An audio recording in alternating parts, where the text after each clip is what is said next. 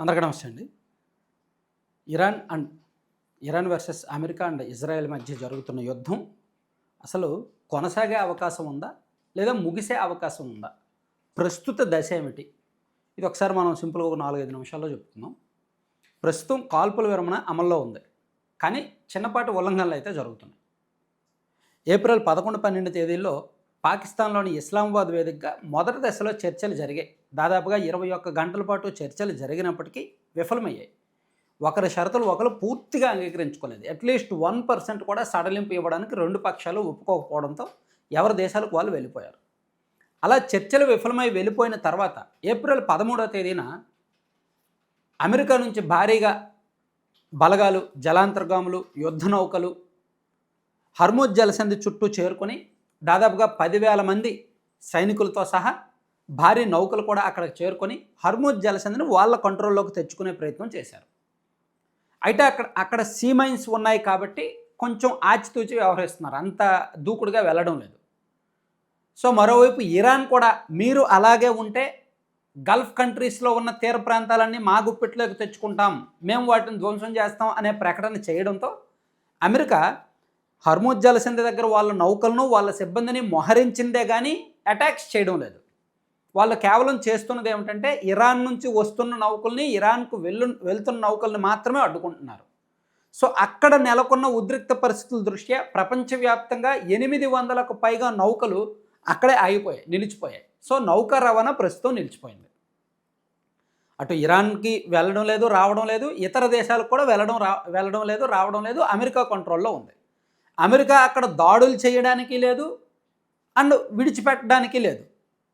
So ఇప్పుడు రెండో దశ చర్చలకు రెడీ అవుతున్నారు. తాజాగా డొనాల్డ్ ట్రంప్ ప్రకటన చూస్తే నిన్న సాయంత్రం డీల్ ఇంకా ముగియలేదు, కానీ ముగిసే అవకాశం ఉంది, మరో దశ చర్చలు కొనసాగుతాయి, సో ఆల్మోస్ట్ యుద్ధం ముగుస్తుందని ఆశిస్తున్నాను అని ఆయన ఒక ప్రకటన చేశారు. ఒకవేళ యుద్ధం ముగియకపోతే మళ్ళీ దాడులు తీవ్రతరం అవుతాయి, మా వాళ్ళు అందరూ రెడీగా ఉన్నారు, సో ఎనీ టైం వాళ్ళు అటాక్ చేయడానికి రెడీగా ఉన్నారు, పూర్తిగా ఇరాన్ను నేలమట్టం చేయడానికి రెడీగా ఉన్నారు, ఆ హెచ్చరికలు కూడా వస్తున్నాయి. ఒకవైపు వార్నింగ్లు, మరోవైపు శాంతి చర్చలు, దౌత్యపరమైన చర్చలు, ఈ రెండు కొనసాగుతున్నాయి అన్నమాట. సో ఇప్పుడు పాకిస్తాన్ వేదికగా రేపు లేదా ఎల్లుండి రెండో దశ చర్చలు కొనసాగే అవకాశం ఉంది. నిజానికి కాల్పుల విరమణ ఒప్పందం ఈ నెల 22వ తేదీ వరకు కొనసాగుతుంది.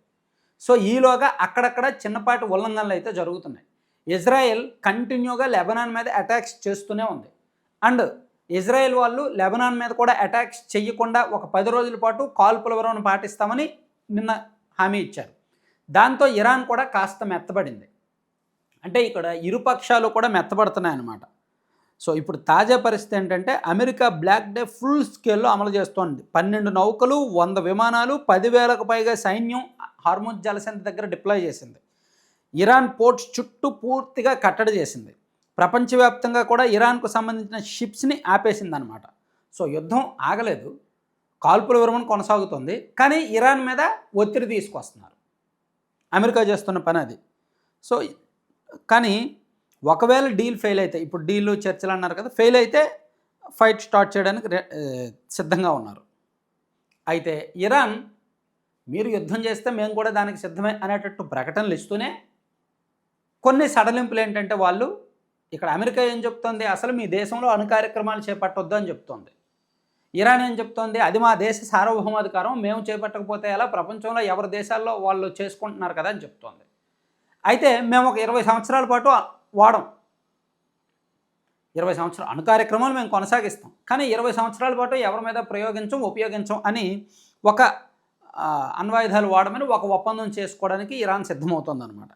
అలాగే యురేనియం స్టాక్ని కంట్రోల్ చేయడంలో కూడా ఒక డీల్ చేసుకోవడానికి ఇరాన్ సిద్ధమవుతుంది. అంటే కీలకమైన హర్ముజ్ జలసంధి, అణ్వాయుధాలు అంటే అణు కార్యక్రమాలు అండ్ యురేనియం చమురు శుద్ధి, ఈ అంశాల మీద ఇరాన్ ఒక అడుగు ముందుకు అంటే కాస్త మెత్తబడింది. అమెరికా కూడా కాస్త మెత్తబడే అవకాశాలు కనిపిస్తున్నాయి. సో అందుకని ప్రాంతీయంగా ఒక చిన్నపాటి రిలీఫ్ వచ్చినట్టే అని భావిస్తున్నారు. సో ఈ రెండో దశ దౌత్యపరమైన చర్చలు మాత్రం కాస్త ఫలప్రదం అవ్వచ్చు. అట్లీస్ట్ ఫస్ట్ టైంలో 0.01% కూడా పాజిటివ్ రాలా, కానీ సెకండ్ ఫేజ్లో ఒక 20 to 30% వరకు 2 దేశాలు మెత్తబడొచ్చు, 2 పక్షాలు మెత్తబడొచ్చు అని ఆశిస్తున్నారనమాట.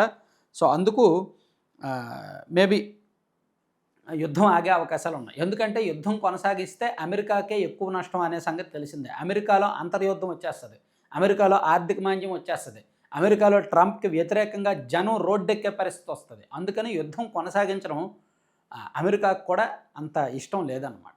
సో, అందుకని మ్యాక్సిమం ముగిసే అవకాశాలు కనిపిస్తున్నాయంట. Thank you. కంటెంట్ చివరి వరకు చూసిన ప్రతి ఒక్కరికి ధన్యవాదాలండి. కంటెంట్‌కి సంబంధం లేకుండా మీరు స్క్రీన్ మీద ఒక యాడ్ చూస్తున్నారు కదా, laddupalem.com. సో, వీళ్ళ ప్రత్యేకత ఏంటంటే ఆర్గానిక్‌గా రైతులు పండించిన ఉత్పత్తులు అంటే రాగి, సజ్జ, జొన్న, కొర్ర వంటి మిల్లెట్స్తోనూ, అవిసె గింజలు, పొద్దుతిరుగుడు గింజలు, గుమ్మడి గింజలు, మఖానా సీడ్స్ వంటి విత్తనాలు సీడ్స్తోనూ అండ్ నట్స్తోనూ, డ్రై ఫ్రూట్స్తోనూ వీళ్ళు లడ్డూలు చేస్తారు. ఈ లడ్డూల్లో ఓన్లీ బెల్లం పొడి వాడతారు, పంచదార వాడరు అండ్ డేట్స్ పౌడర్ వాడతారనమాట. ప్యూర్ ఆర్గానిక్ ఘీ వాడతారు, ఆవు నెయ్యి. సో, ఇట్లా స్వచ్ఛంగా ఉంటాయి అండ్ ఆరోగ్యకరంగా ఉంటాయి. వీళ్ళు ప్రొఫెషనల్గా ఐఐఎంఆర్లో ట్రైనింగ్ తీసుకొని చేస్తున్నారనమాట. సో, బాగుంటుంది. మంచి ఫీడ్బ్యాక్ మన సబ్స్క్రైబర్సే చాలామంది కొని మంచి ఫీడ్బ్యాక్ ఇస్తున్నారు. కావాల్సిన వాళ్ళు వీళ్ళ దగ్గర హాట్ స్నాక్స్ కూడా ఉంటాయి, మిల్లెట్స్ స్నాక్స్ అండ్ కొన్ని పౌడర్స్ ఉంటాయి. ఏబీసీ పౌడరు, మునగాకు పొడి, జామాకు పొడి లాంటి ప్రోటీన్ పౌడర్ అని ఇలా డిఫరెంట్ హెల్దీ పౌడర్స్ ఉంటాయి పిల్లల కోసం, పెద్దవాళ్ళ కోసం. సో, మీకు కావాలి అనుకుంటే laddupalem.com విజిట్ చేసి బుక్ చేయండి. లేదు అక్కడ కొంతమంది యూకే కానీ, యూఎస్ఏ నుంచి కానీ లేదా అదర్ కంట్రీస్ నుంచి ఆన్లైన్లో బుక్ చేస్తుంటే షిప్పింగ్ దగ్గర ప్రాబ్లం వచ్చి ఆగిపోతుంది. కాబట్టి అదర్ కంట్రీస్ వాళ్ళు నేరుగా 9997839994 నెంబర్కి కాల్ చేసి ఆర్డర్ చేసుకోవచ్చు. ఆ నెంబర్కి లేదా వాట్సాప్లో మెసేజ్ పెట్టి ఆర్డర్ చేసుకోవచ్చు. విదేశాలకైతే 4-5 రోజుల్లో డెలివరీ వస్తుంది. వితిన్ తెలుగు స్టేట్స్ అయితే 2 రోజులు లేదా 1 రోజులో డెలివరీ వస్తుంది అనమాట.